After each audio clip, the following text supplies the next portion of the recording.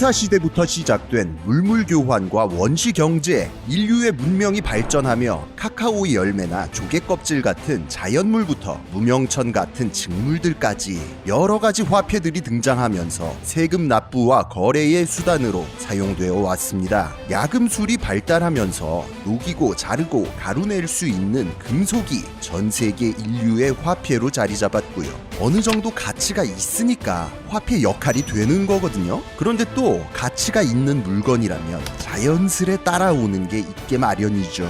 바로 가짜! 점토를 빚어서 카카오 열매처럼 만든다거나 황동을 황금인 척하고 속인다거나 온갖 방법을 동원해서 사기를 치는 인간들이 있어 왔습니다.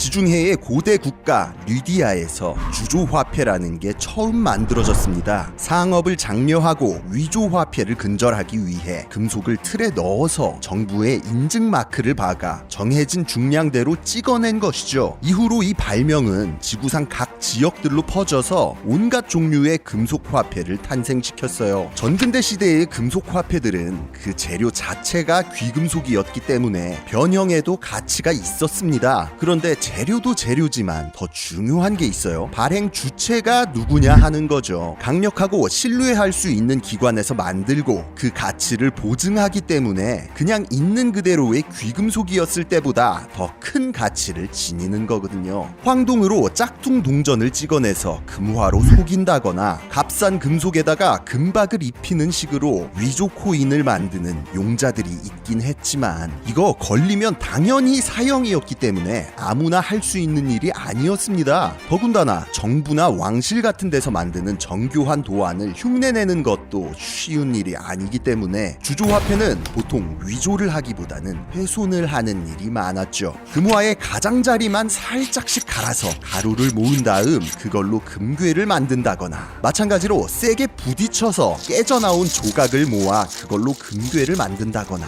이게 아주 역사와 전통의 금채집 방식이었습니다. 그래서 고대 금화 같은 걸 발굴하면 가장자리가 조금씩 갈려있는 경우가 많아요. 오늘날의 동전은 보통 테두리에 자글자글한 홈이 나 있죠. 이게 사람들이 하도 가장자리를 갈아대니까 그거 못하게 하려고 만든 겁니다. 금속 화폐는 그 재료 자체도 가치가 있고 위조하기 까다롭다는 장점이 있었지만 치명적인 문제를 하나 가지고 있었습니다. 다름 아닌 부피와 무게예요. 경제의 규모가 커질수록 그리고 일반 서민들에게까지 화폐 사용이 확대될수록 무겁고 거추장스러운 금속 화폐는 사용하기가 힘들어졌습니다. 이런 문제를 가장 먼저 겪은 사람들은 누구일까요? 인류 역사상 가장 먼저 자본주의 경제의 문턱까지 가보았던 중국의 송나라입니다. 송나라는 전통적인 중국 왕조답게 구리 화폐를 사용해 왔는데요. 상업과 금융업을 장려함에 따라 경제 규모가 미친 듯이 커지면서 실물 동전으로는 커버가 안 되는 지경에 이르렀죠. 이대로 놔두면 전 국민 3대 500 찍을 수도 있었어요. 때문에 실물 화폐를 넘어선 신용 화폐의 초기적인 형태가 등장할 수밖에 없었습니다. 종이로 만든 돈, 바로 지폐가 등장한 거예요. 북송 때 처음 만들어져서 남송 때에 이르러서는 엽전보다도 많이 쓰이기 시작했고 남송을 멸망시키고 들어선 원나라는 이걸 이어받아서 아예 엽전을 금지시키고 지폐만 사용해야 된다는 법을 만들어버렸죠. 이게 원나라 세조 쿠빌라이 때 발행한 지원보초라는 지폐입니다. 엽전 1000개를 꿰어서 한 꾸러미로 만들면 그걸 1관이라고 부르는데요. 여기 보면 2관이라고 써져 있죠. 동전 2000개를 종이 한 장으로 퉁칠 수 있으니 재료값도 아끼고 무게도 가볍고 개꿀이었습니다. 근데 여기 가운데 부분에 보시면 위조자 처사, 수고자 상은 오정, 임급 범인 가산, 위조하면 죽음에 처하고 신고자에게는 은 오정에다가 범인의 재산까지 준다고 써져 있죠. 종이라고 만만하게 봐서 위조하는 사람이 많았다는 얘기입니다. 지폐의 탄생부터 위조 지폐가 함께했고 목숨을 걸어야 하는 중범죄로 취급됐다는 거예요.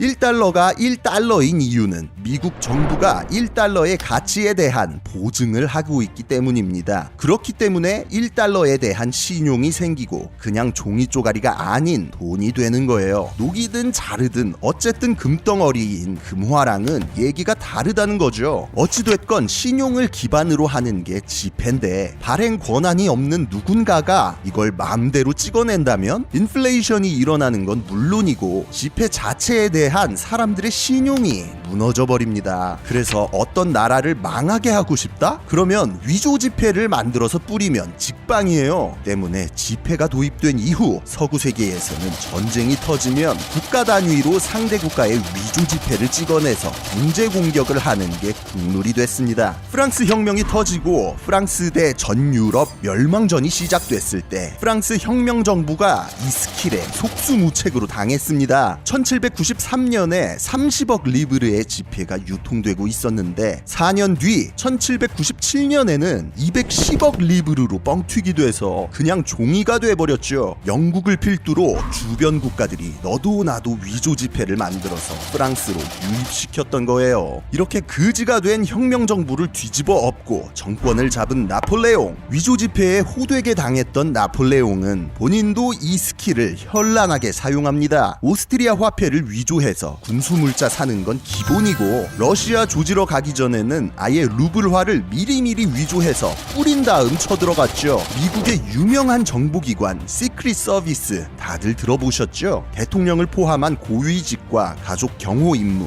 그리고 위조 지폐 색출이 주 업무인 기관입니다. 원래 임무가 위조 지폐 색출이고 경호는 나중에 맡게 된 임무인데요. 이 기관이 창설된 계기가 바로 남북전쟁이었습니다. 남북전쟁 당시 남부는 북부에 비해 경제력에서 밀렸습니다. 때문에 북부의 경제를 박살내기 위해 위조 달러를 무한으로 찍어냈었는데 문제는 원래 같은 나라잖아요. 그래서 전쟁 끝나고도 수습이 안 된 거예요. 남북전쟁 직후 미국 달러의 3분의 1이 위조 지폐였다고 하니까 뭐 말 다 했죠. 그래서 전쟁 끝나고 링컨이 위조 지폐 골라내는 전문 정보기관을 만들었습니다. 그게 시크릿 서비스의 시작이었죠.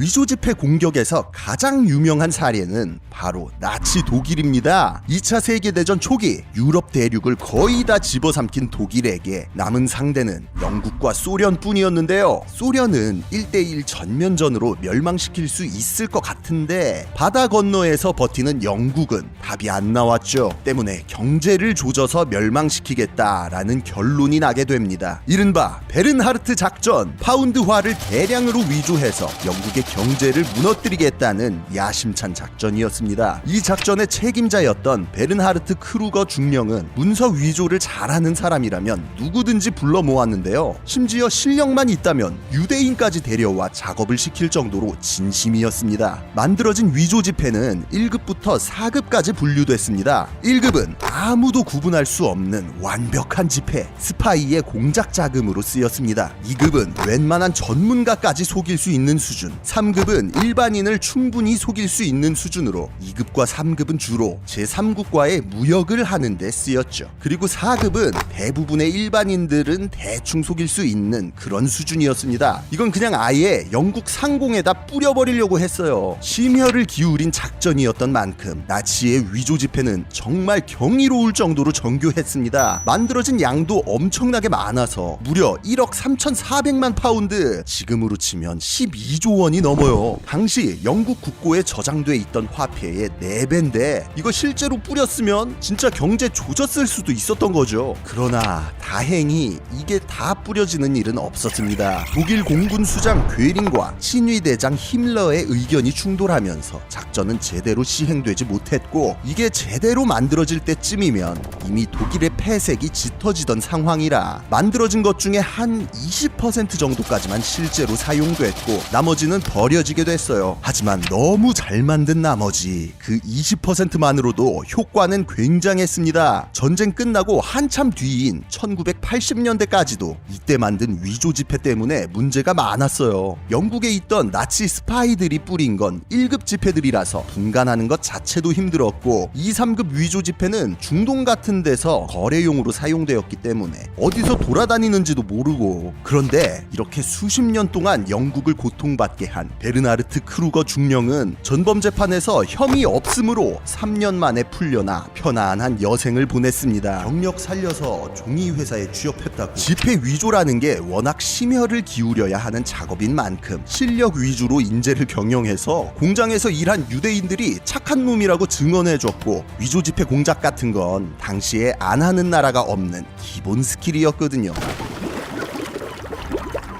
2차 대전 때처럼 국가 단위로는 아니겠지만 지금도 전 세계에는 위조 지폐가 돌아다닙니다. 현재 전 세계에서 위조 지폐로 가장 고통받는 두 나라는 단연 중국과 미국인데요. 차이점이 있다면 중국은 내부의 문제라는 거고 미국은 외부의 문제라는 거예요. 중국 하면 이제 짝퉁의 나라죠. 당연히 위조 지폐 분야에서도 독보적인 위상을 가지고 있습니다. 뭐 그냥 돌아다니는 100위안 지폐들 중 70%는 가짜다라는 말이 있을 정도니까요. 실제로 상당히 최근까지도 중국에서는 점포 같은 데서 100위엔 지폐를 잘 안 받으려고 했습니다. 100위엔 받을 때는 불빛에 비춰보고 손가락으로 비벼보고 한 장인데도 돈 세는 기계에 넣어보고 하는 게 기본 소양이었어요. 오늘날 중국은 전자결제 시스템이 극도로 잘 정착해 있습니다. 알리페이나 위챗페이 같은 전자결제 시스템이 일상에 완전히 정착했기 때문에 길거리 포장마차는 물론이고 거지들이 구걸할 때도 알리페이 QR코드를 목에 걸고 다닐 정도죠. 국민들의 소비 생활을 전산화해서 속속들이 감시하겠다는 중국 공산당의 의도도 있겠지만 위조 지폐 걱정할 필요 없는 것도 상당한 메리트였기 때문에 정부와 당, 민간 모두가 빠르게 시스템을 받아들일 수 있었던 거예요. 미국 같은 경우에는 달러가 기축 통화이기 때문에 문제가 됩니다. 달러만 있으면 전 세계 어디에서도 거래가 가능하기 때문에 달러 위조만큼 남는 장사가 없거든요. 규모 좀 있는 범죄 조직들이 마약이나 도박 말고도 한 번씩 손 대보는 게 바로 달러 위조입니다. 워낙 전 세계 곳곳에서 만들어지기 때문에 괴물급 위조 달러도 종종 출현하는데요. 이러한 초정밀 위조 달러를 슈퍼노트라고 부릅니다. 너무 잘 만들어서 미국 전문가도 분간을 못하는 1급 위조 달러들인데 이 정도 수준의 정밀도라면 개인이나 범죄 조직 수준으로는 불가능하다고 생각되고 있어요. 유력한 범인으로는 북한이나 러시아가 꼽히고 있죠.